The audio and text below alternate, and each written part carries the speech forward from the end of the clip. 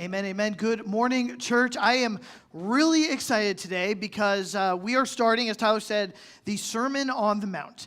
And as we step into Jesus' teaching, specifically with this sermon series, I have a lot of hope, and I believe that this leads us into the life that we are deeply craving.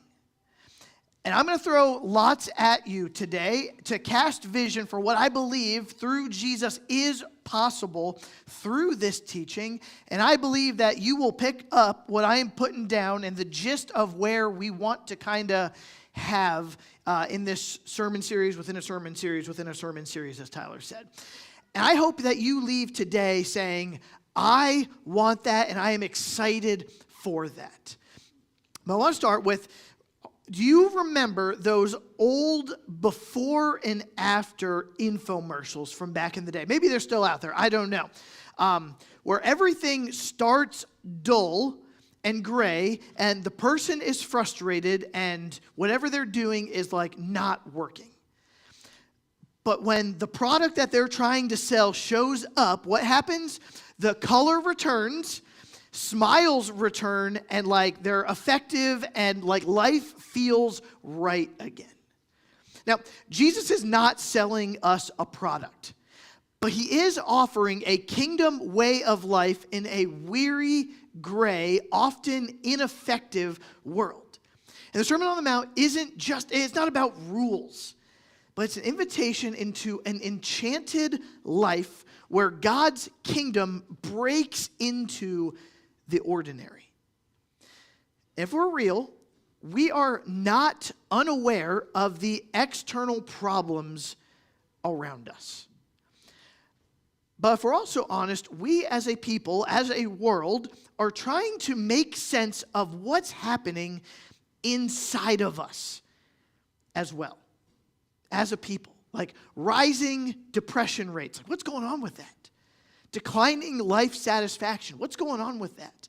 Deep anxiety, lack of stability, and the very quiet question, is there something more? In our modern world, the loss of belief in anything beyond the physical and the material, like God or eternal meaning or spiritual reality, has left a deep sense of emptiness. Life often just feels mechanical rather than full of meaning and wonder and color. One podcaster that I heard this week described this tension that we are experiencing. He said he sees it in three tensions here. A collapse of shared truth and knowledge. People just don't know what to believe anymore.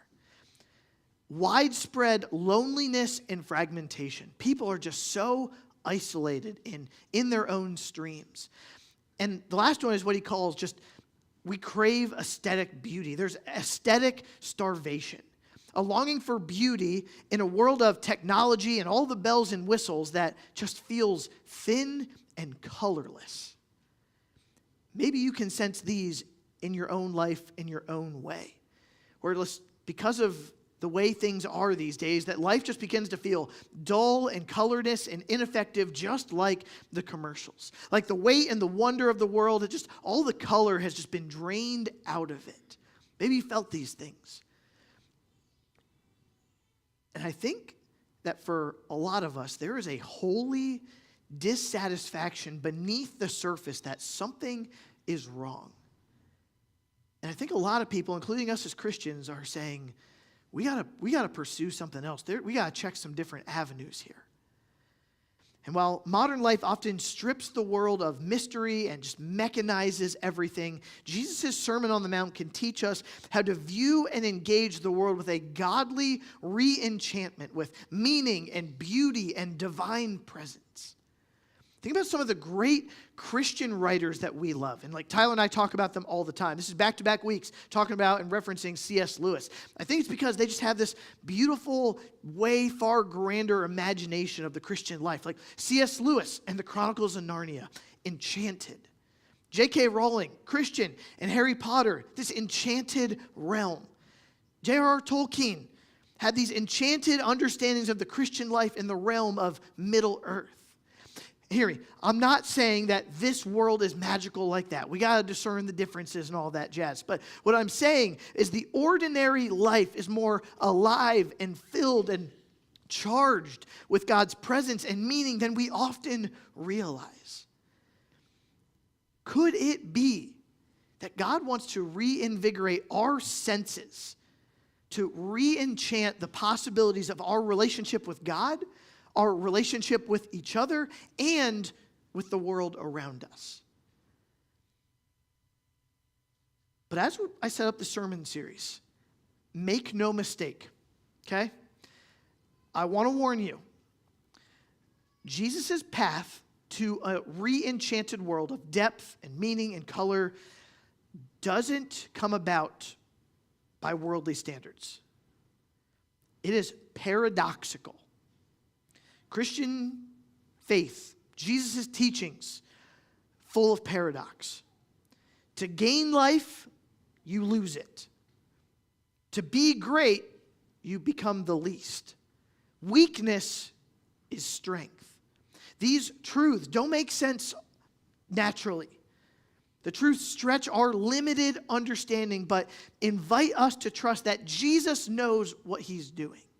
And so at the end of the Sermon on the Mount, Jesus says this paradox: enter by the narrow gate. For the gate is wide and the way is easy that leads to destruction. And those who enter by it are many.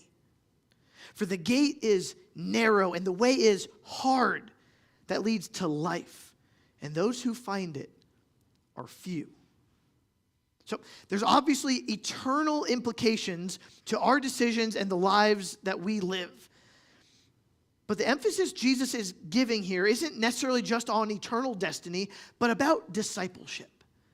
What it means to follow Jesus in the here and now that will lead different ways. One leads to freedom and joy and abundance and peace and living at ease. The other leads to destruction. In biblical terminology here, Jesus wants to lead us to the spacious life. And this is what Psalm 18:19 says. He brought me out into a broad place, a spacious place. He rescued me because he delighted in me. The broad, spacious path is shaped by worldly values and worldly systems. And it is easy. It's an easy way of life. And yet it quietly, subtly destroys. But the narrow path, shaped by Jesus and his presence and his teachings, leads to the spacious, abundant, enchanted life that we are longing for and craving and hungry for. As Midwesterners, we get this. We understand wide open spaces and farm fields. We love it. But though we love the external spaciousness that we call home, if we're honest, internally, life isn't very spacious. It's cramped. Busy schedules, anxious thoughts, a lot of fear, a lot of insecurity, lingering shame, lacking color and meaning and enchantment. If we're honest, most of the time our insides aren't like farm fields. It's more like a metropolis. And Jesus is inviting us into a spacious life. But if we want the spacious life, internally and externally, we need to go through the narrow gate with a narrow path. The way begins narrow. Less of self, less of what I want, but it opens into a life of freedom and more peace and more wholeness. And it seems contradictory on the surface to the world, but under the surface, there is hidden godly wisdom. And that's why I love how the Christian writers that we like depict this, like the Chronicles of Narnia.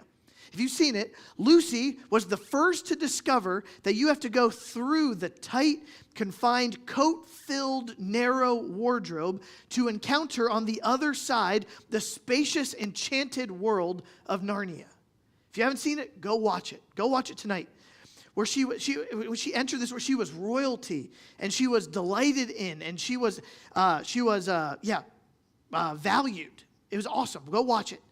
But then she comes out and has to convince her siblings that, one, she's not crazy in what she experienced, about the land that she experienced. And she says, hey, you got to go through this wardrobe too. You got to go through the narrow path too to see that it is enchanted.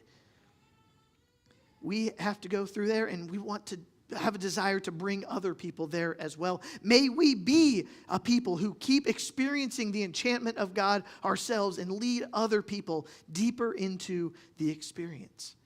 It also makes me think of Harry Potter, for you Harry Potter fans out there, and the Goblet of Fire. Harry is at this festival with friends, staying in tents that look very small from the outside. You can see a picture there.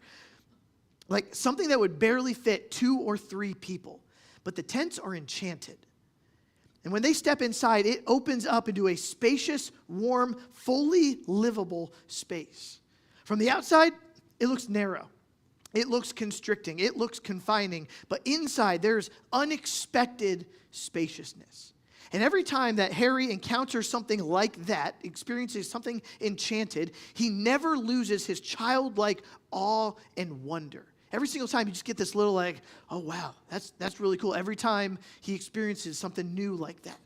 May we be a people that discover and don't lose the awe and wonder of the majesty and enchantment of our God.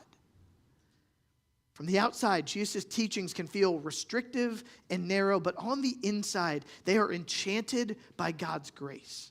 And when you order your life around this narrow path, it actually leads to spaciousness of soul and relationships and life with God. The very thing that we and the world around us are longing for. Many people, many may call themselves Christians and yet still walk the broad path. Because unless our lives are being shaped by the presence and teachings of Jesus, we are prone to drift elsewhere. And these teachings invite us to be among those who willingly let Jesus form us from the inside out. This way is not accidental, it is very intentional. And so the question is for us as we enter into this series, will we humbly allow ourselves to be formed by Jesus? Before we jump in, I just want to give just a few guiding statements for the Sermon on the Mount as we walk through it together, just to continue to get the ball rolling a little bit. First, the Sermon on the Mount is a vision for whole life transformation. These teachings aren't a list of moral platitudes to aspire to if you can get around to it at some point. They are a reordering of our lives and our priorities and what we worship that ultimately will unlock abundant, enchanted life.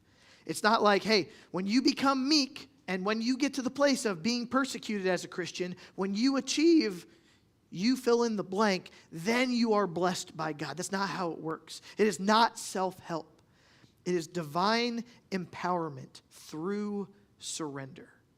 Is a vision of spiritual, social transformation that you and I long for with God and with others for the sake of the transformation of the people and world around us. Secondly, it's an invitation to be formed, not just exposed. The Sermon on the Mount wasn't given just to show and expose our inability to live and trust God. It does reveal just how just how short that we fall, but it doesn't stop there. Jesus isn't saying, hey, this is impossible, just watch me do it. He's saying, hey, you can't do this on your own, but with me, you can begin to live this way. There's a temptation to read the Sermon on the Mount and just like throw in the towel, give up. No one can live like this, just going to spare myself the embarrassment, so I will just throw myself at Jesus' gracious feet.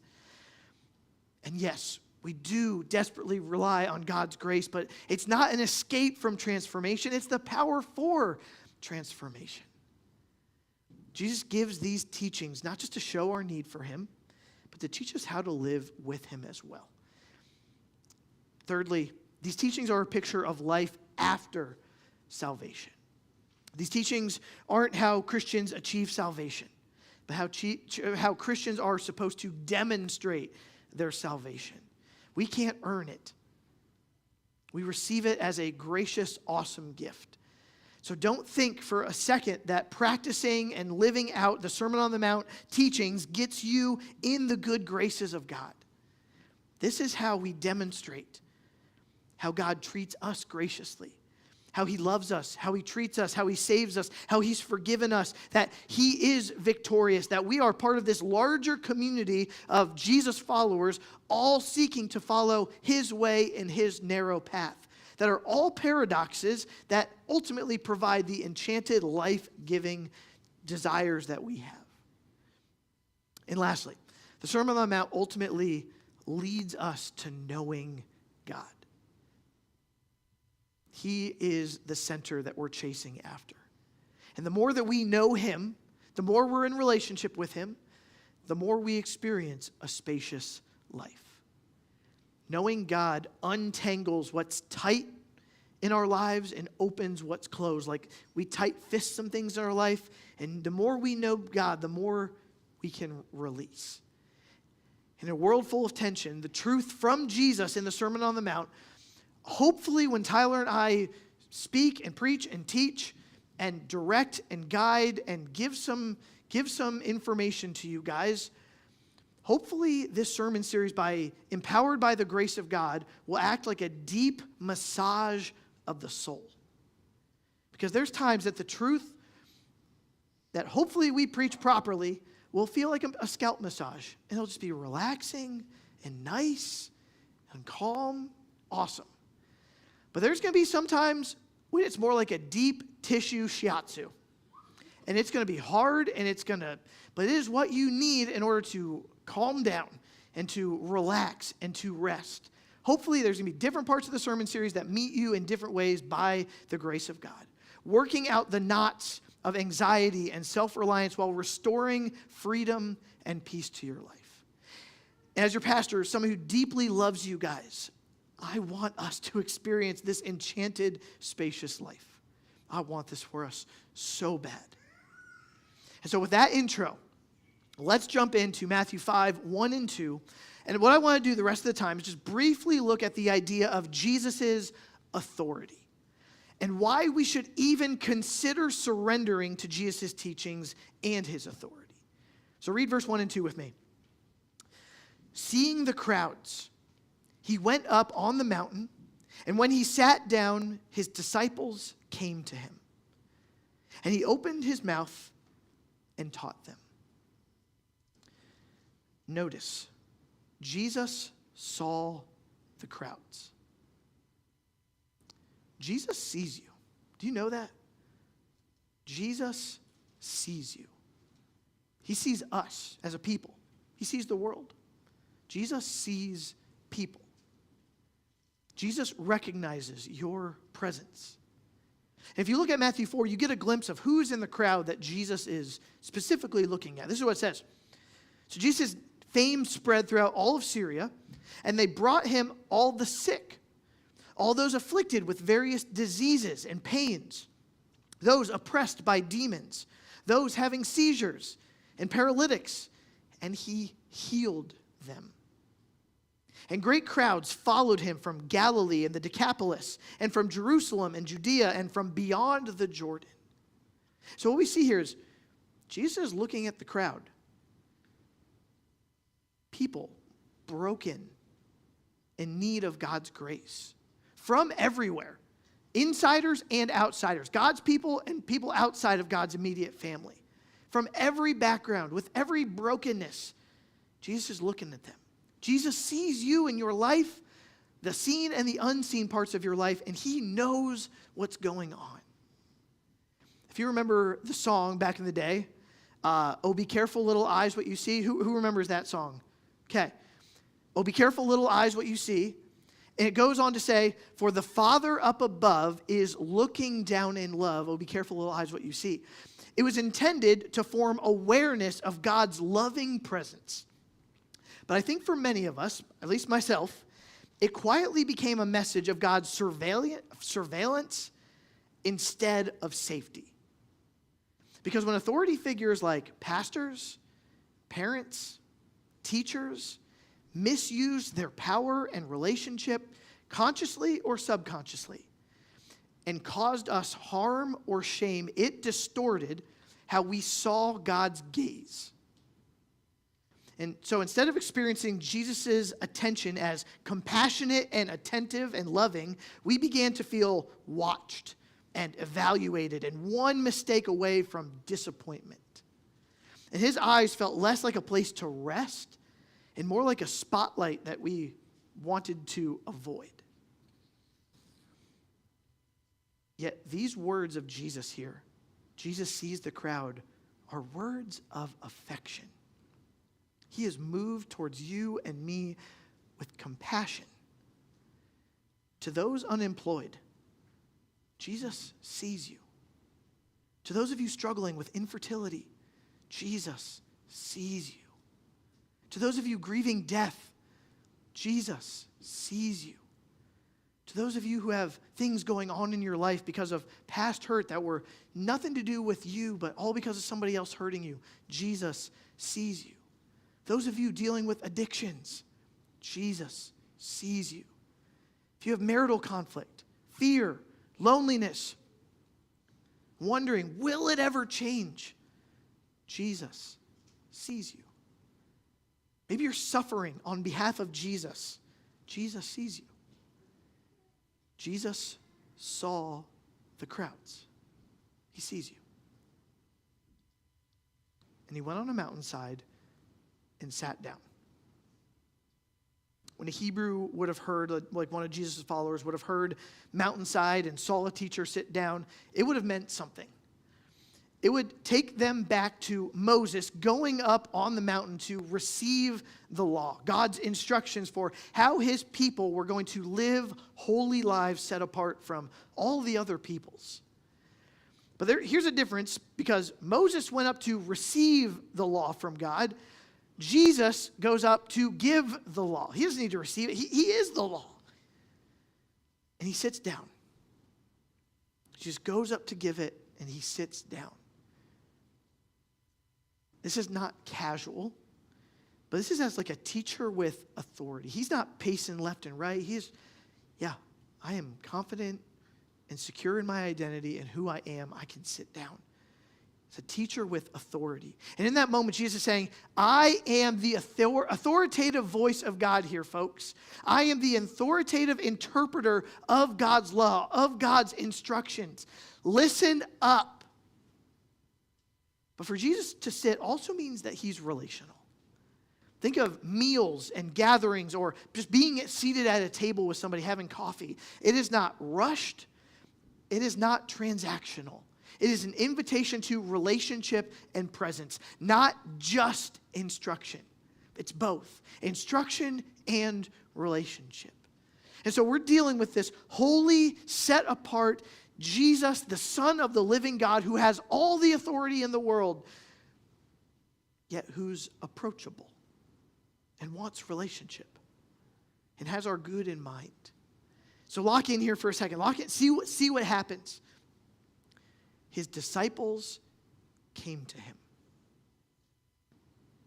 His disciples came to him. They wanted to be around him. Jesus doesn't force you to come to him. Jesus doesn't coerce you to come to him. Jesus doesn't expose you and then embarrass you and shame you and then say, I got you. Jesus doesn't back you into a corner. He doesn't do any of that. He goes up on a mountain and he sits down calmly, coolly, and invites, come, follow me, follow my way. Are you going to come to Jesus? Are you going to repeatedly come to Jesus? I want that to be true of my life. I want that to be true of your life, that every single day we come to Jesus. And sometimes the language that we use in the church is just a little bit inadequate, insufficient. It falls short. Because we'll ask the question with good meaning, like, hey, when did you come to faith in Jesus? Oh, I came to faith in Jesus 20 years ago. And I understand what we mean by it, but I think the better answer is, I came to Jesus 20 minutes ago. A disciple of Jesus doesn't just come once. They are allowed and expected to keep coming back in the good and the bad. When you're angry, when you're confused, when you're excited, come to Jesus. When you're grieving, come to Jesus. When you're curious, come to Jesus. When you're anxious, come to Jesus. Keep coming back to Jesus. And by coming to him, when the disciples do it, when we do it, here's what the disciples are indicating. They are willingly submitting their lives to his authority, to his teaching. Like I mentioned, we live in a cultural moment shaped by deep, deep, deep skepticism of authority. A lot of mistrust. Our nation's beginning rooted in rebellion against British authority. I don't know it's still deep in our DNA. It's still there. We live with lots of social and institutional distrust everywhere we look. We don't like authority. I'm my own authority. Authority is a bad word. If a person says, hey, thumbs up, authority, good, see if their life actually reflects what they're saying. Because we don't like authority. There's good reason some of us don't like authority. For some of us, we have been deeply wounded and disappointed and let down by those in authority. Religious authority, political authority, family authority, which is why we have an aversion to it. We don't like the concept of surrendering to authority. We especially don't like the concept of surrendering to authority when somebody could hurt us or continually hurt us. But we won't be able to live into the Sermon on the Mount's compelling, enchanting vision of life if we don't acknowledge our authority problem. Because this life of following Jesus and his authority is a narrow, demanding one. It's going to cost some stuff. And the truth is, Jesus' teachings will feel even heavier and be even harder to receive if our experience with human authority has been painful. If prior authority has meant control and shame or harm, then coming under Jesus' authority won't feel like freedom right away. It'll feel more like pressure. It'll feel like I have to perform. And that's not Jesus' heart. Which is why for many of us, part of following Jesus isn't just learning his teachings, but allowing him to heal our understanding of authority itself before we can get around to the teaching. May Jesus heal us in this sermon series from bad authority. But if we're honest, one of the other reasons that we don't like authority is because we just don't want people telling us what to do. We want to be a free spirit, to do whatever I want to do. It has nothing to do with hurt or pain. I just want to set my own schedule. I want to make my own decisions. I got the internet. I don't need to learn from anybody else. I got the internet. I can teach myself. I don't want to be under anyone or anything, just me, myself, and I. I'm my best authority.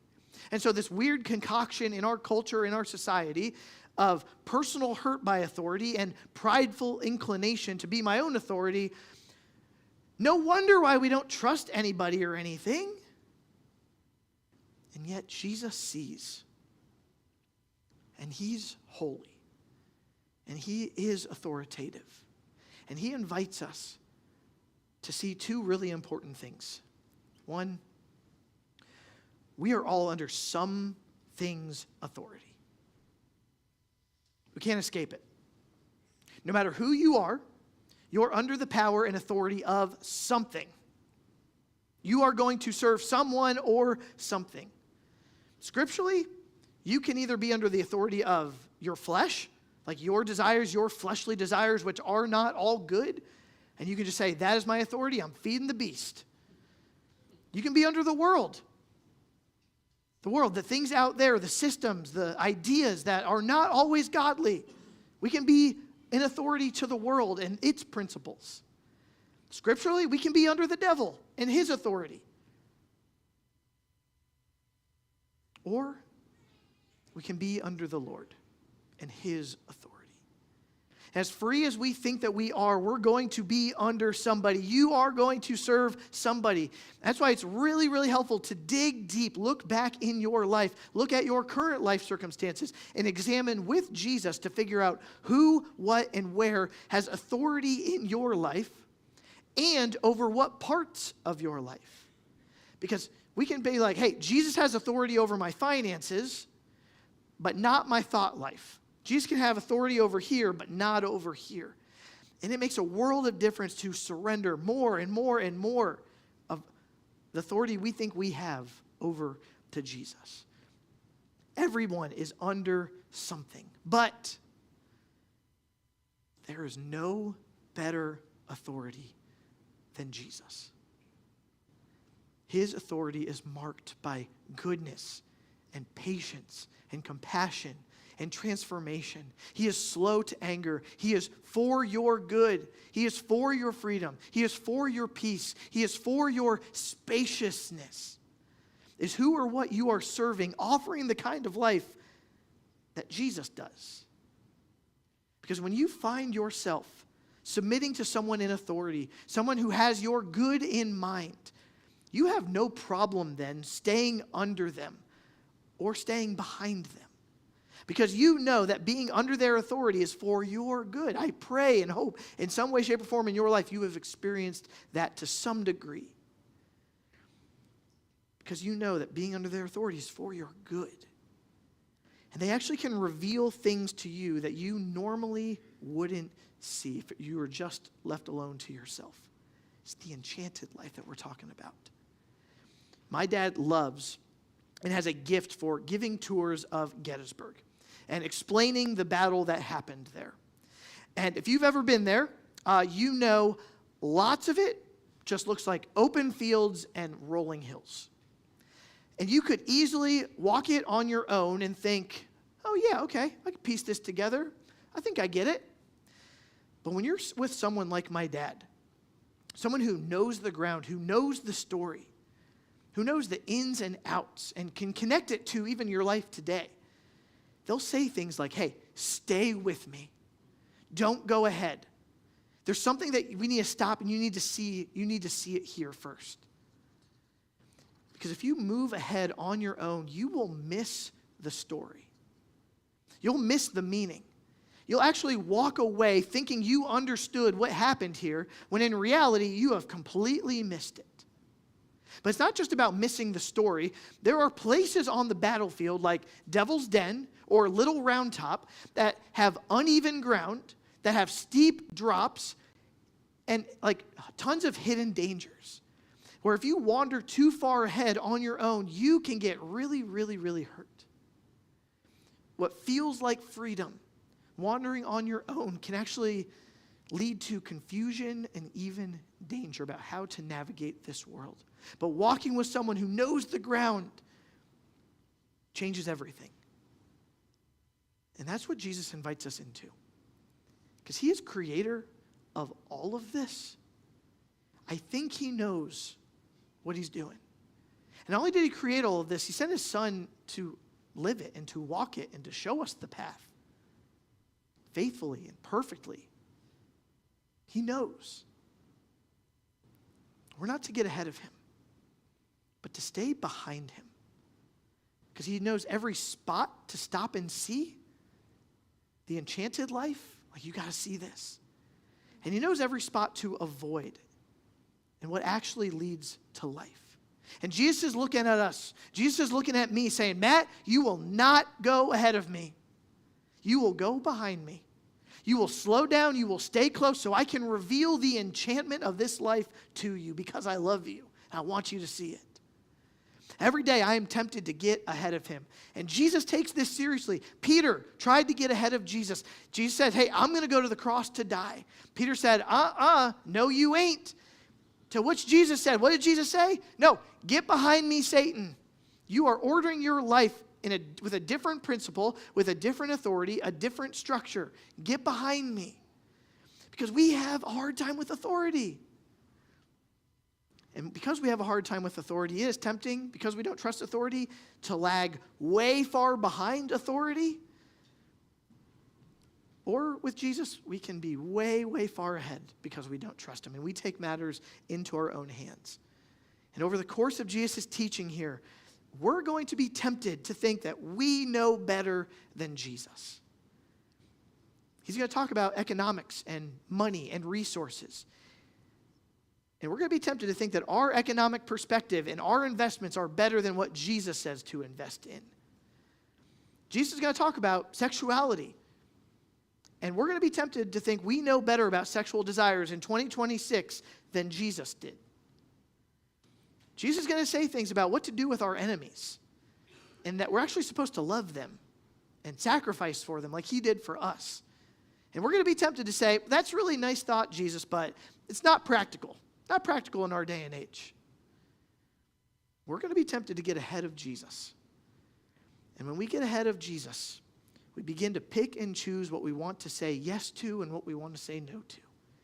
And we start treating Jesus' authorities and teachings like we're at a grocery store. I'll take some of that. I'm not going to take that. Don't like the broccoli? Give me all the pasta.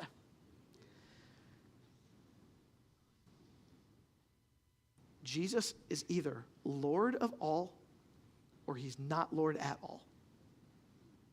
And we are called to submit every aspect slowly over time, but the call is to submit every single aspect of our lives over to him in his authority and to be taught by him in what that means. And it is a struggle, and I do not always like it myself. Sometimes I would rather live in a completely different way, and yet the Lord continually reminds, it's not by might, it's not by my strength and my willpower, nor by power, but my Spirit, says the Lord. Following Jesus is a slow and deliberate thing that we do. Like driving through a construction cattle chute. You guys have been there. It's one lane, barriers on either side. The road narrows, there's boundaries. You can't move freely anymore. And so what do? You slow down and you pay attention and you adjust. And you know what happens? Somebody is way slower in front of you, and you start to take notice of the other cars around you more so. And you slow down, and you pay attention, and you adjust, and you slow down, and you pay attention, and you adjust. And you know what? Certain vehicles don't fit. Certain vehicles don't fit. There's signs that say, hey, wide load, not good here. And I think in the same way, the narrow way of Jesus invites us to that same posture of looking for the signs and saying, that's not going to fit here. And there are times where we try to fit these things into the narrow path, and you know what it's like when a car, wide load, will try to fit into a narrow cattle chute. It's not good. Bad scrapes on the side of your car. Not everything fits on this path. Some habits, some assumptions, some idols have to go in order to go on this narrow path.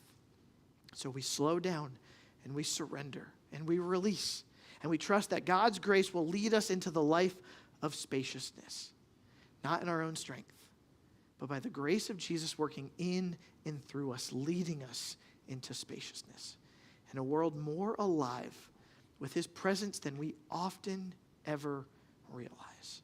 Would you guys pray with me?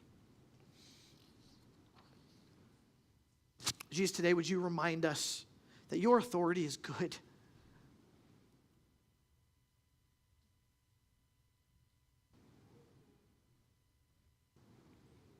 God, would you heal our wounds from the bad authority that maybe we've experienced? Would that draw us closer to you and your good authority and how you wield your authority in such a good way? And guys, the same thing for the rebels that just want to do things in their own way.